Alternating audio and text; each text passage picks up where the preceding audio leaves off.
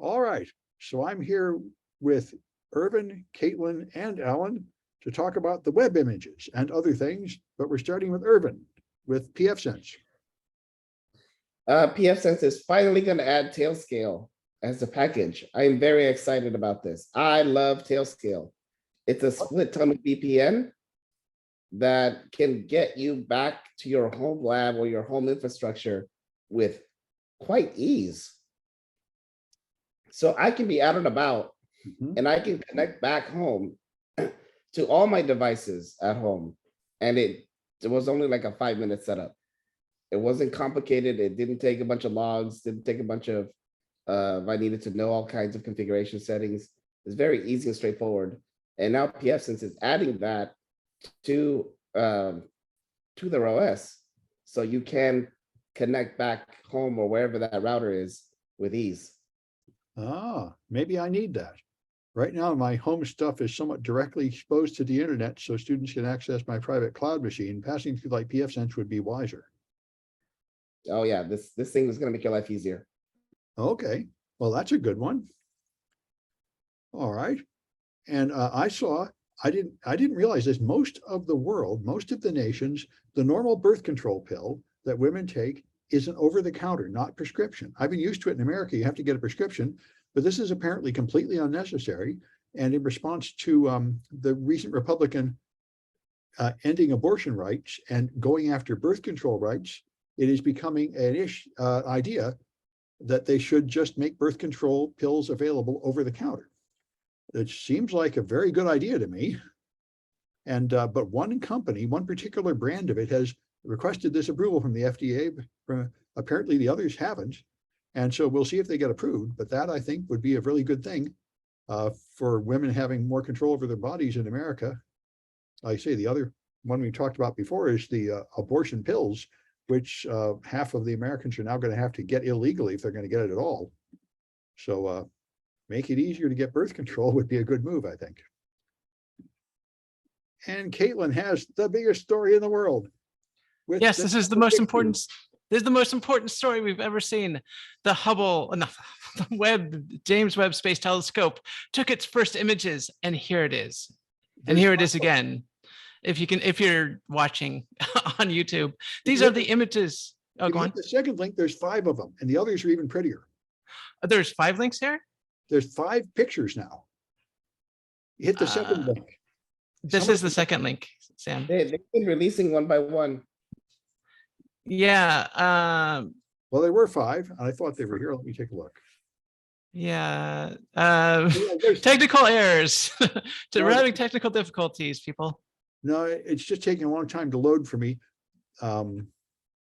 First images. Nope. There's a selector at the top. If you click the NASA TV link, nasa.gov Webb Images, which I think is not the one you have.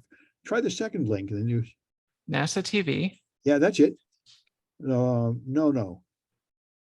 Yeah, there it is. Wait, I don't know. You're somewhere funny. Here, I'm gonna put in the chat the link that goes to the right page. I don't know where you are. So there is a here's the link that goes to the right page, and then there is a selector to select the pictures.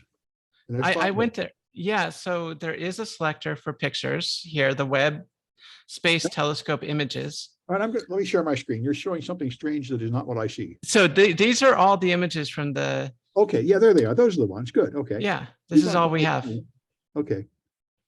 But they're mostly, just nice things. That big nebula is awesome. The Carina Nebula. Yeah. Yes, Stefan's quintet. Let's see. Oh, the Southern Ring Nebula is down here. This is good. Yeah. Now, I don't know if this is exactly from the Webb or not, but it is, I think. And you can also, if you blow it up, you can even see a galaxy in the left-hand corner of it. It's really very great. These are wonderful, fascinating images. Yep, there's a galaxy. Oh, there is a galaxy, yes. Yeah. Right. Well, as you can see, people, the images are coming in. I've been busy all day, so I haven't been keeping up with all the new images coming in. So let's go back to the article that I was talking about. So yeah, this is the first image that came in from the James Webb Space Telescope. And actually, I'll keep this up for right now. Now I am going to have to scroll down because I want to get the name of this right. It is the SMAX 0723 galaxy cluster, 4.6 billion light years away. And you can see all these swirls here are from gravitational lensing. And it is absolutely beautiful. This is a deep field image, just like Hubble's deep field, except that it is extremely, sharp and done relatively quickly. This is, like I said, the first image, and it is great. So All those smeary things that look like comets, those are bent images of galaxies from gravitational lensing. correct. That's awesome. Right. So what's happening is it's not just one galaxy or one black hole smearing these. It's a cluster of galaxies. When they act together, the gravitational lensing is so strong that the galaxies behind them actually get smeared. Yeah. So you can deduce things about the mass of the objects in between from that. You can also tell from the Doppler shifting which galaxies are the faraway galaxies and which ones are the close galaxies. So you can see the ones that are all smeared are all very much redshifted. It appears to be in this image. And that whole image is, they say, the size of a grain of sand held at arm's length. So it's a tiny, tiny piece of the sky.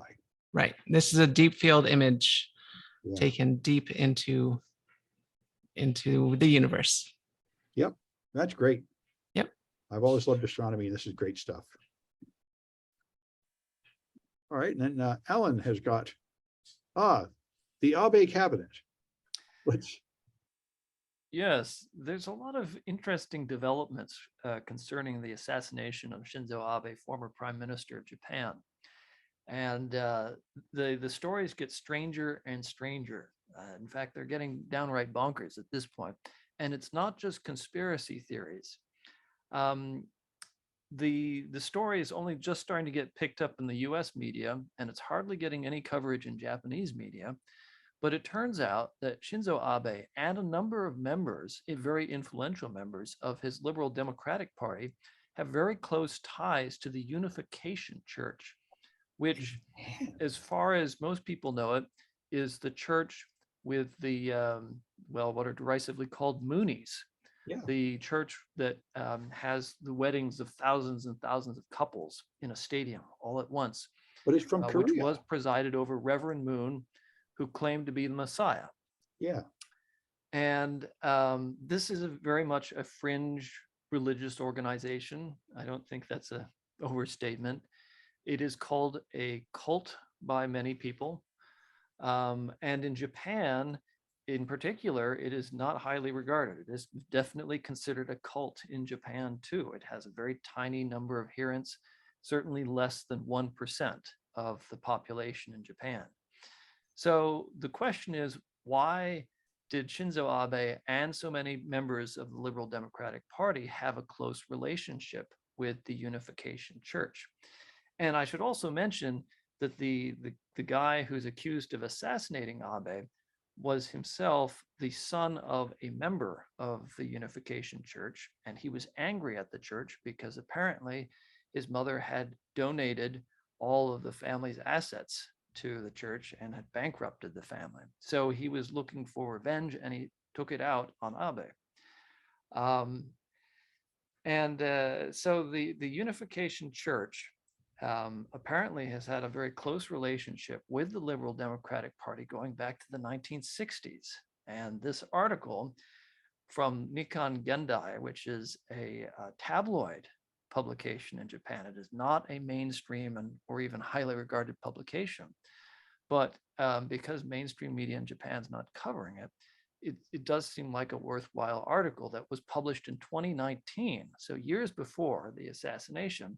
And this article spells out a number of relationships between the members of Abe's cabinet when he was in power and the Unification Church. Cabinet members such as the Chief Cabinet Secretary, Minister of Internal Affairs and Communications, Minister of Health, etc., all seem to have had close ties to the Unification Church. Whether or not they were members is unclear, but some of them had appeared in their own campaign events, in which they handed out not only political flyers, but also flyers promoting the Unification Church. So these are behaviors that would suggest that not only did they were they reliant on support, political support from the Unification Church, but maybe they were also doing some proselytizing on behalf of the Unification Church. So it's a very peculiar relationship, and it's one that goes back over half a century. And it's certainly seems to have wrapped up a number of very influential politicians, to the extent that the media, at least in Japan, has been avoiding the topic entirely. And the police has also avoided mentioning the connection between the Unification Church and the suspect of the killing. So it's a story that's worth following in much greater detail, because it's just such an odd story. I mean, there are definitely some political congruencies, shall we say, between the Liberal Democratic Party and the very strongly anti-communist attitudes of the Unification Church. But beyond that, it just doesn't make any sense why the most powerful political party in Japan would even bother to communicate with what is considered very much a fringe cult movement in Japan. Yeah, I never thought of that. I thought they were mainly in Korea and America. I didn't even know they were in Japan. Yeah, they don't have many members. The church claims to have 600,000 members in Korea and 10 million around the world, but that's almost certainly an exaggeration. It does not have a large following really anywhere. Although apparently the Reverend Moon did try to ingratiate himself into Washington politics after moving to the US in the 1970s. And the Unification Church does own the publication, the Washington Times. Yeah, when I was a kid, you saw him everywhere, but not in recent decades. Yeah, they really seem to have fallen out of favor, and they've had their own internal schism too. His sons, one of his sons was anointed his successor, but then I guess the Reverend Moon's wife did not like the way the son was operating, and so she kicked him out. And now he runs what's called the Rod of Iron Ministries, which features assault rifles very prominently in its religious services. That'll be a hit in America. Yeah, it seems to have a following. They've moved to Waco, incidentally, or nearby Waco in Texas. What a good idea. Okay. Well, no joke, they did. What's that? Deja vu. Oh, yeah.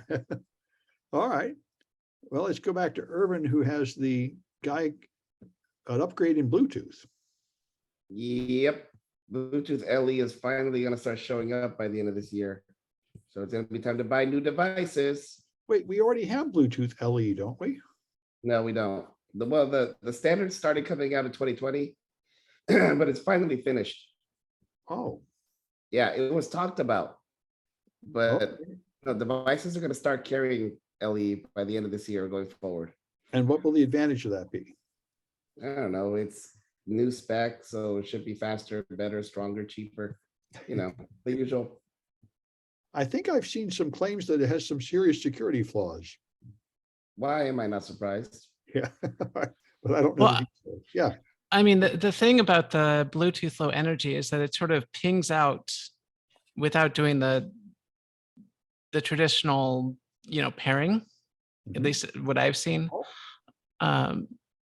So there's definitely some security stuff going on. So for example, I don't know where I put it. Oh, here it is. Hold on. I was working with this device. It definitely has some sort of Bluetooth LE built in. Basically what this is a accelerometer / magnetometer kind of rolled up in one. So it sort of measures location and heading and movement and that kind of stuff. And you can connect to it via Bluetooth Low Energy. And what you do is you just turn on the switch, it turns on, it starts blinking. You open up the app and just scan for devices. And it sees this device and then connects to it and starts grabbing the data. And anyone can do it. So there's nothing stopping Sam from opening up his phone, opening up the app, and then seeing what this is sending out. That's disturbing. It doesn't have the PIN code or a password or anything. Nope.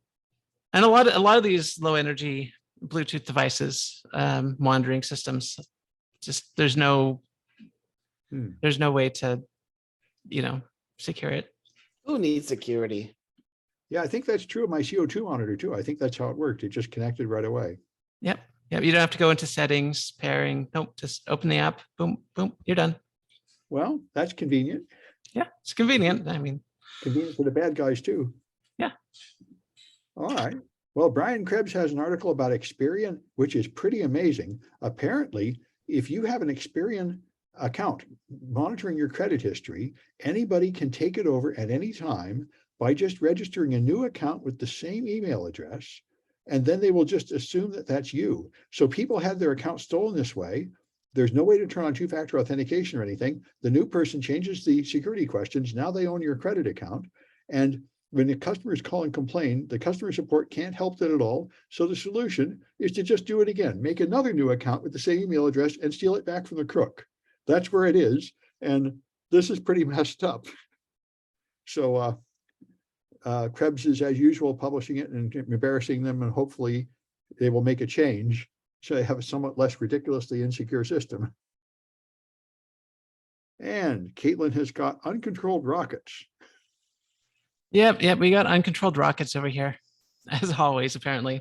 So The Verge has an article written by Justine Kalma talking about rockets that just come down to Earth for no reason, no planning. They just didn't think about it ahead of time. There's, of course, in space, of course, the old adage, what goes up must come down, does not necessarily apply. But in the case of a lot of these rocket parts, it still applies, even if they're up there for a few months or even years. And what's interesting is that apparently a paper came out that said that within the next decade, there's a 10% chance that a piece of debris, a piece of space junk, will come down and kill somebody, which is not good. But of course, the people most affected by this are going to be people in the global south. So, people without much economic resources to protest this. And in fact, there have been already some close calls. A 12-meter long pipe of debris from China's Long March 5B rocket landed in 2 villages in the Ivory Coast. So, and with space exploration ramping up, this is going to become more and more common. And so why does this happen? Well, think about a rocket launch in its stages. You want to put a rocket into geostationary orbit. So what you would do is you would have various stages. In the first stage or the first 2 stages would get it up into a, into like a geotransfer orbit. So what a geotransfer orbit is, a highly elliptical orbit, basically a Hohmann transfer between Earth's low Earth orbit environment to a geostationary environment.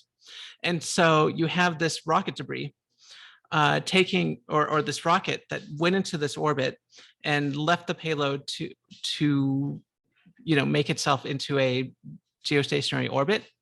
But it still orbits in this highly elliptical pattern for years and years and years. And every time it passes close to Earth, the atmosphere slows it down a little bit, and it goes back out to, geostationary orbit, comes back, slows down a bit more.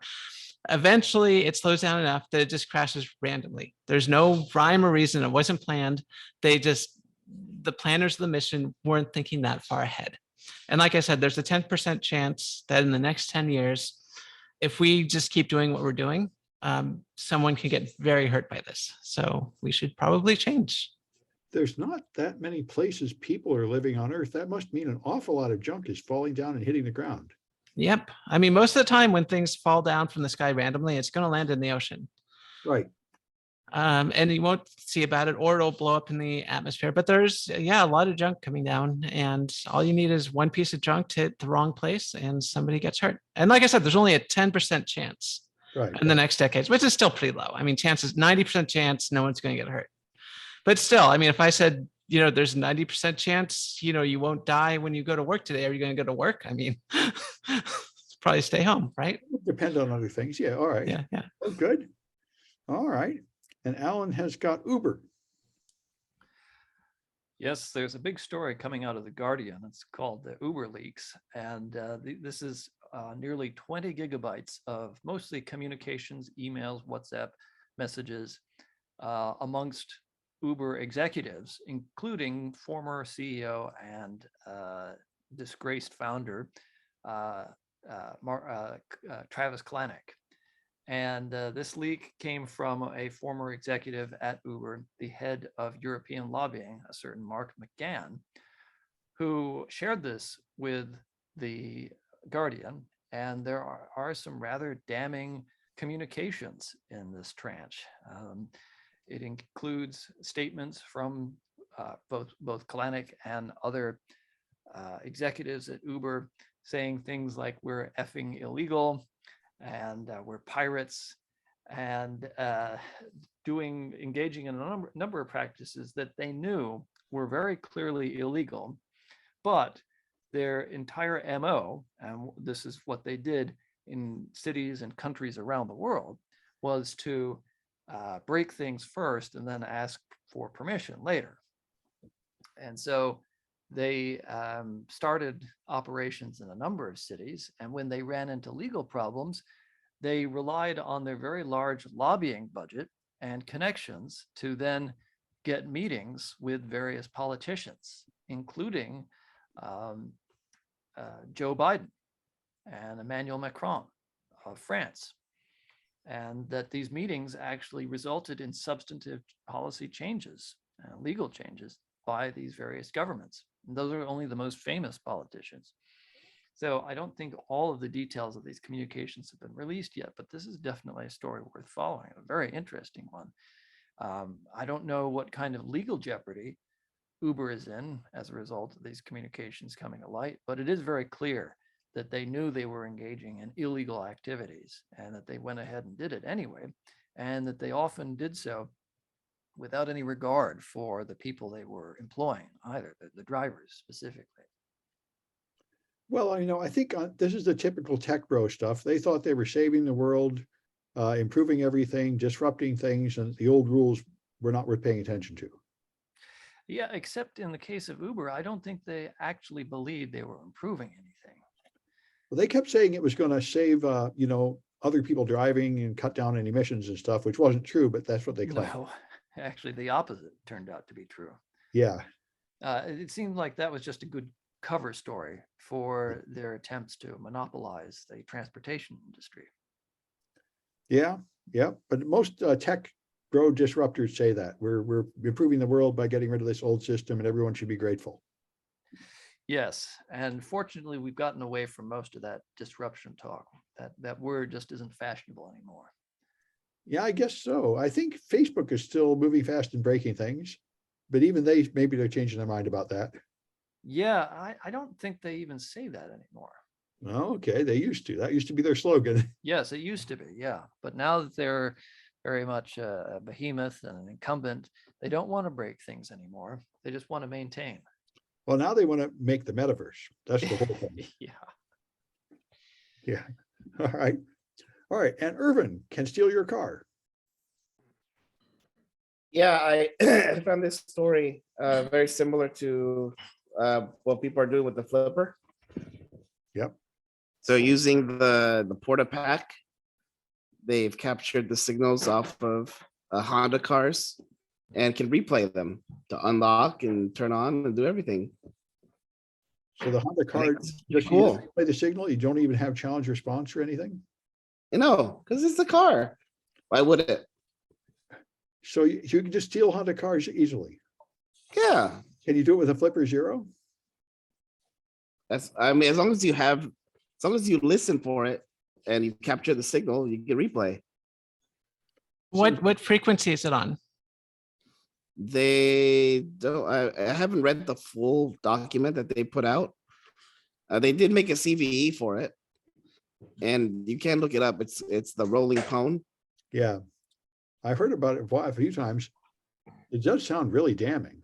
But I Yeah, wonder, they don't say in their site, they don't say what frequency. yeah, I wonder what hardware you would need. This would be pretty awesome to try out. I mean, from the videos that they put out, you could just use a hack RF. Sounds great. We Yes. totally need to find a Honda and try this. Yeah, right? so the hack RF works on pretty much any frequency between, 50 megahertz to 6 gigahertz. But the Flipper Zero only has like, I think, a 433 megahertz antenna for, and I mean, and that's used for a lot of IoT devices. And it would not surprise me if these cars were running on 433 megahertz. So Yeah. Well, they got to find a Honda and try that. That would be awesome. Anyway, so the FTC has ordered the telephone carriers to stop delivering those auto warranty robocalls. And that sounds good, but this raises in my mind the question, wait, they could have done that all along. Why aren't they stopping all the stupid robocalls if they can just do it? What's going on here? This needs more explanation, and I'm not finding it here. So the telephone carriers could just stop the robocalls anytime and they're just not bothering, or what? They're waiting to be ordered to? Anyway, maybe they'll stop that one kind of spam, but I want a more full explanation than I'm hearing so far in this article. Anyway, and then Caitlin has got the Russian anti-satellite laser. So this would not be news with Sam without space lasers, giant space lasers, mind you. And so space.com has an article about written by Brett Tingley talking about anti-satellite space lasers, or I should say ground lasers to space to take out satellites, being found in Russia. And I got pictures, so let's take a look. So the original data comes from the Space Review. And they found it in this area here in Russia, which is near the Krona Space Surveillance Complex. And we can see some images here of the complex itself and how it works. And you have like these 3 lasers that shoot laser beams directed laser beams up at various space satellites. And we got some more satellite imagery here of the complex, and there's various design features. Oh, so lovely, so lovely. And we even have schematics of some of the space lasers. This is amazing. So it's fully laid out here about what they're doing. Full schematics. If you want to build your own at home, kids, there you go, your own lasers to take stuff out in space. Now, what's really interesting is that one of the reasons that Russia is developing these space lasers is to take out, or presumably to take out Starlink satellites, which is a privately owned satellite network. And so, we're in this really weird space where, and we talked about this before, where private industry is sort of getting inadvertently involved in geopolitical issues, especially when they're dealing with technology or assets that fly over the airspace of other countries, and especially when those assets are being used to, for example, give internet to the Ukrainians. So big space lasers, we found them. Russia wants to fire them at Elon Musk's Starlink network. So what do the lasers do? Do they permanently break the satellites? Do they vaporize them? How powerful are they? That's a good question. So one of the main uses of very powerful lasers is to essentially blind satellites. Right. If they have any imaging sensors, you can knock them out.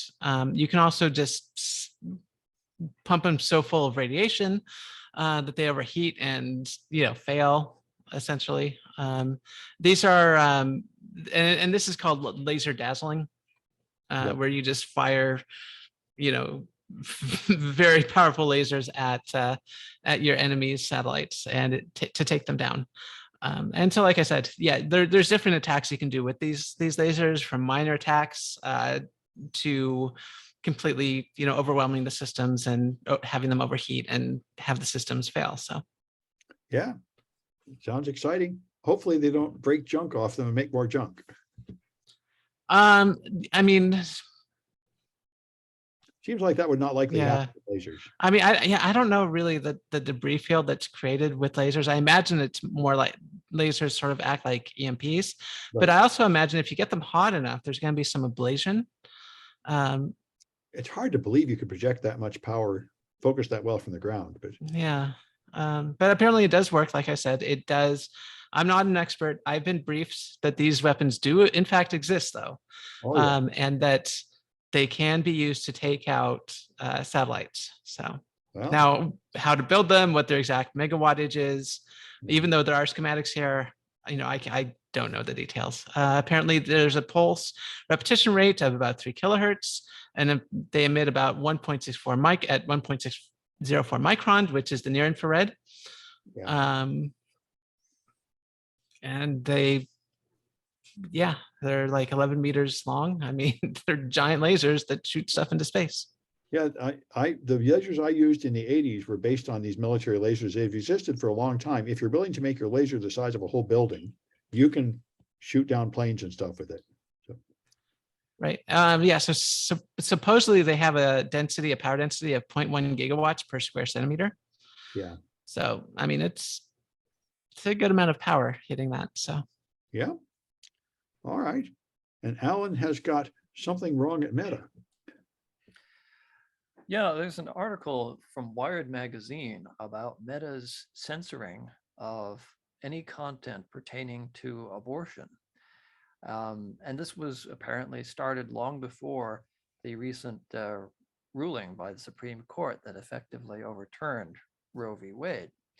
This is just anecdotal information or evidence based on some interviews with various moderators of groups on Facebook that discuss abortion and abortion services. But it does seem that there was a pattern of suppressing both posts and sharing of any abortion-related content on the Facebook platform for some years, going back several years, and that these conversations were in no way illegal. It was not about sharing access to abortion drugs, for example. It was just informational and strictly informational. So that's about all the information that this article provides, but it would be very interesting to know if there's more systematic study of this phenomenon and what exactly was and is Facebook's policy and how were they enforcing it? Yeah. I mean, they're a private company. They have the right to block any content they want, but it'd be nice if there was some policy and consistency to it. Right, exactly. And so this raises the question of, well, were they blocking it because of some kind of internal ideological position of Mark Zuckerberg, which would be odd given that his wife is an obstetrician, if I'm not mistaken. Or was this Facebook preemptively trying to avoid criticism by Republican lawmakers for somehow spreading information about abortion? I don't know. It would be very interesting to know at what level this decision was made and who was responsible for it and how it was enforced exactly. But it's clear that it was, at least anecdotally, it was enforced for a very long time, and that these private Facebook groups did have issues with content being taken down, especially links to information.